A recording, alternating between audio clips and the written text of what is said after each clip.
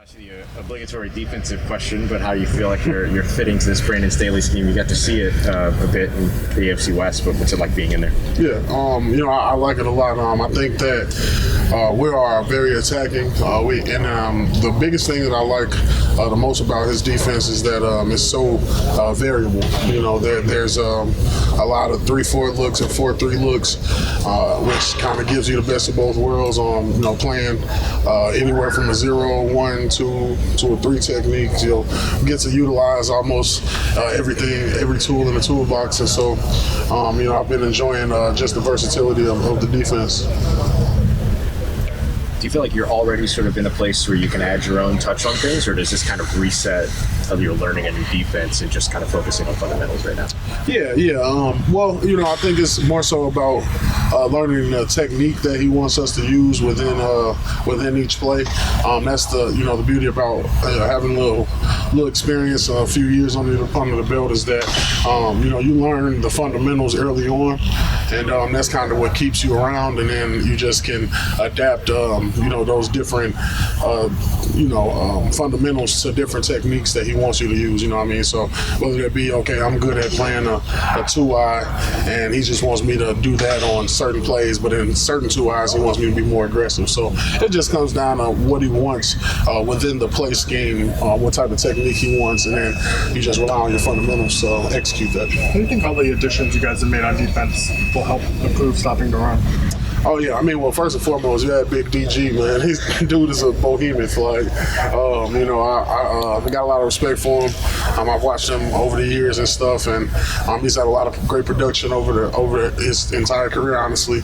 And so I think he'll be a huge addition. The same thing with Bull, Jonathan Bullard. He's another guy who I've been watching for a while. And then also I think that, we just have a scheme that's, like I said, a little bit more attacking. And when you play kind of on your toes a little bit, that makes the offense kind of keep guessing. And so I think that element will play well into what we're trying to do, what we're trying to accomplish. But besides the personnel that we've been bringing in, I think that the scheme will really help a lot. Is it kind of that gap and a half? Yeah. So every good defense you should be playing gap and a half, because that's just the key to good defensive ball. But definitely in the plays that it allow, like I said, some plays you want to be more aggressive on your key, and in other plays you want to, like you said, play a gap and a half technique to where kind of playing 2 different gaps. And so I think that his scheme, Coach Staley's scheme, lends itself really well to being able to use those gap and a half techniques, or sometimes just dominating your gap. So I think we're going to have a lot of variance and versatility within the scheme to be able to do both. How do you guys feel like the communication is just from the staff and like the teaching, and is it kind of easy to pick up there and make it trying to lead the players? Absolutely. I think that being in the NFL, I'm going on 7 years now, and just learning new defenses in general, it's always going to be a little challenging, but it always comes back to the same things. At the end of the day, you can call it whatever you want, but going across the center's face is a move that's in about 90% of defenses. The 3 tech spiking into the A gap is in 90% of defenses. So it just comes with attaching each term to what that they associate with that term. Kind of like I said, when I came over here from my previous team, coming here learning a new defense, it was the same thing. And now it's funny because I use the terms from the new defense I learned over the last 2 years to relate to this defense. So that is just a chain that just keeps on going. Like you might call, I think on the Chiefs, it was a nail when the center went across, and then over here it's a snap, and now it's different words, same movement. So you just you learn those things and associate them how you can. You've heard a lot of people talk about with Devon. It's a league of big, strong guys, but is his strength a little different? Yeah, his strength and his size. The dude is just big. Like they say you can't teach size, and you really can't. So, I think that that's something that he's been blessed with, is just that size, and then also with the power, because you've seen a lot of big guys that don't have the power with him. So he's a great guy to be in there in the interior. I think we're going to do a lot of great things with him. They say you can't teach size, and he has that. So, Khalen, in your opinion, how to impress the fans, how will you be able to stop the run considering, you're a woman for last as a unit last year? Is it, you think, with the additional personnel and the scheme, is that going to be the key? Yeah, I think scheme and the confidence within itself, because we got nothing but players on that defense. And I think that there was games where we shown that we can what we can do, and then there's obviously games that we dropped the ball on it. And so I think that obviously with the additional personnel and the switch to a different defense is going to lend itself well, because a 3-4 you get a lot of one-on-one single blocks. And where they can't do too many doubles, and I don't really see anybody losing their one-on-ones with this defense. So as long as you got control of each guy, nose on the center, you got your 2 3 techs on the guards, 2 edge setters on the edge.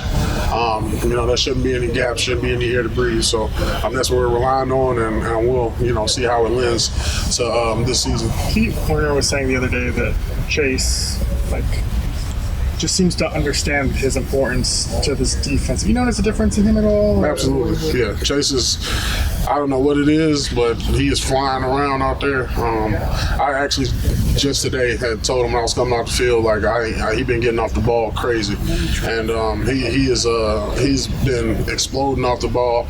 I mean, we all know what he's capable of, and it's a matter of bringing it out of him. So I think he's going to do really well this year. He has all the tools. The size, the speed, the power, stuff like that. So, I think that Chase will definitely take a huge leap. And like you said, he's going to be a very important part to this defense in the run and in the pass game. How about going up against him a couple of times now? What do you think about Trevor Penning moving inside of guard? I think that's one of the best moves we could have made, honestly, because Trevor is very, very strong, very, very, his hands are strong. He's an aggressive type, and sometimes you don't want to be too aggressive at that tackle position, and so a lot of times he will be compromised just from being, and that's not a bad thing, but he would be compromised just from his power, because he's relying on that power, and edge guys are a lot of finesse, and I think that being on the inside, complements his skill set a little more with that power. And then also he's super tall, but he stays really low. That's one thing I noticed very quickly going against him. I'm way shorter than Trev, and he's down there with me. And so I respect that a lot. I get a lot of good work going against him. But I think that, the move for him inside, it's going to definitely show a lot more of his powers, his strengths than being on the outside. When you're one-on-ones against him more than he does you, how's that going?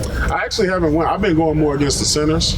But I will win. I'll let you know tomorrow after I win. Kellen just told us you got a couple guys seeing visions in the fullback spot. You gonna try and? Absolutely. That's not even a question. I'm waiting on them. We got my guy JT back, so that was my running back coach 2 years ago. So now that we got him back, hopefully he'll get in the ear and let him know. Because, y'all all saw it. That was one of our most successful packages a couple years back. So I ain't got to say much. The stats speak for themselves. So we'll see. How about reuniting with Justin Reid? Just what's it like with him around? Yeah, it's been. I know Jay Reid. Obviously from being on the Chiefs together, and yeah, he's a super great leader. Super smart guy. And but usually when you get guys that are really smart and really play chess and all that stuff like that, they're not physical like that. But Jay Reid is the opposite, so he's kind of that 2-in-1 package.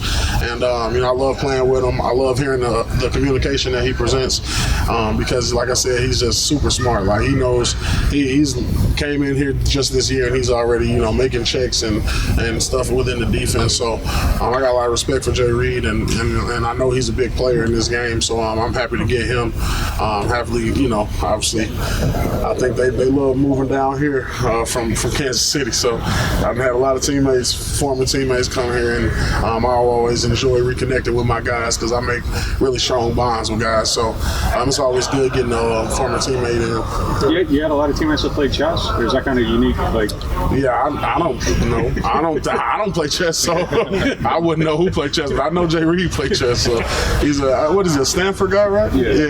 That there you go. Debo played too. He went to Stanford. Exactly. Might be a Stanford thing. There you go. Did you recruit him at all? Jay Reid? Yeah. No, I come here and I play my ball. You know what I'm saying? I play that shade and that one tech, and whoever they bring in is who they bring in. And obviously, it's more exciting when it's a former teammate. But no, I didn't. Obviously they would ask about him just because him. Like, how is this guy? And I obviously have nothing but great things to say about Jay Reid. So, but it wasn't a type of, hey, should we bring him in or not? Nothing like that. It's just they're thinking about it and they ask, hey, how is this guy outside of football? How is this guy? And obviously, y'all know Jay Reid is one of the greatest guys that there is. So obviously, nothing but positive things to say about him, and I'm happy that he's here. Is it an adjustment for you at all to have calls coming from that safety spot? Honestly, no, not really. I think that, first and foremost, being in this game for a little while, you want to learn the defense yourself as far as, like, when we get a call from the sideline, what could I possibly have? You know what I mean? And so I think that I do a really good job of that because I come from learning in college. I had a new D coordinator every year, and then obviously being on new teams and stuff like that. So I got the liberty to, the opportunity to learn different defenses and kind of be able to teach myself them in ways that I can retain. So I'm pretty good at picking up new defenses, and it didn't take me too long to kind of get this Staley defense down packed. But I think that the extra communication is great though, and it always will be great. You never can over communicate on the football field. So.